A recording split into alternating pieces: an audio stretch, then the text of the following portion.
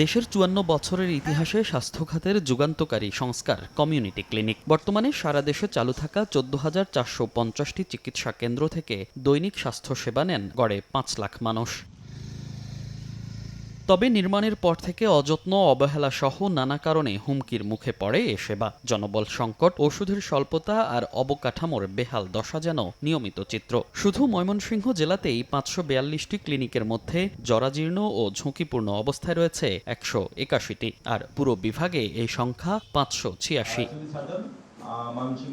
এমন অবস্থা থেকে উত্তরণে সম্প্রতি ময়মনসিংহে প্রান্তিক জনগোষ্ঠীর প্রাথমিক স্বাস্থ্যসেবা নিশ্চিতে কমিউনিটি ক্লিনিকের কার্যক্রম জোরদার বিষয়ক সেমিনারের আয়োজন করে কমিউনিটি ক্লিনিক স্বাস্থ্য সহায়তা ট্রাস্ট। এ সময় নিজেদের নানা সমস্যার কথা তুলে ধরেন হেলথ কেয়ার প্রোভাইডাররা। যারা প্রান্তিক পর্যায়ে একদম গ্রামীণ পর্যায়ে যেসব মানুষ একদম সেবা নেওয়ার জন্য হয়তোবা তার নিজস্ব যাওয়ার কোনো নাই অথবা তার কোনো ক্যাপাসিটি নাই, অনেক সময় কমিউনিটি ক্লিনিকে একজন স্বাস্থ্যকর্মীকে একসাথে বহু দায়িত্ব পালন করতে হয়। সীমিত বাজেটে সব খরচ মেটানো যায় না। তারপরে অনেক কমিউনিটি ক্লিনিক ছোট বা জরাজীর্ণ, আবার বিদ্যুৎ ও পানির সমস্যা তো লেগেই আছে। সেমিনারে ১৪,০০০ কমিউনিটি কেয়ার প্রোভাইডারের চাকরি স্থায়ীকরণ করায় কমিউনিটি ক্লিনিকগুলোর কার্যক্রমে ৯০% উন্নতি দেখা গেছে বলে দাবি করেন কমিউনিটি ক্লিনিক স্বাস্থ্য সহায়তা ট্রাস্টের ব্যবস্থাপনা পরিচালক মোহাম্মদ আখতারুজ্জামান। ওখানে একজন ডক্টর প্লেস করা যায়, but not cadre service.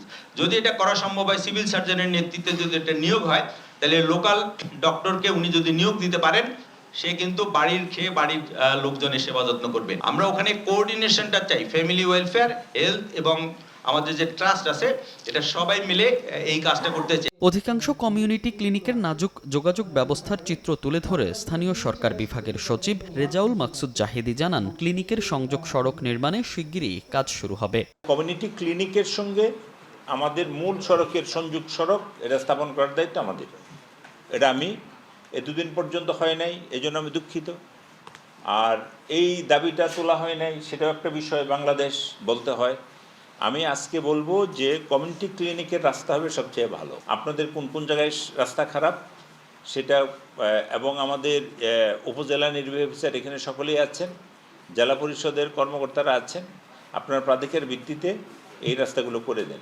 Community ক্লিনিকের পরিবেশ এবং সেবা আরও উন্নত করতে পরিচ্ছন্নতা কর্মী কাম সহকারী নিয়োগ, সোলার সিস্টেম স্থাপন এবং মোবাইল চার্জিং ফ্যাসিলিটি চালু করা সহ বেশ কিছু উদ্যোগ নেওয়া হয়েছে বলেও জানান বক্তারা।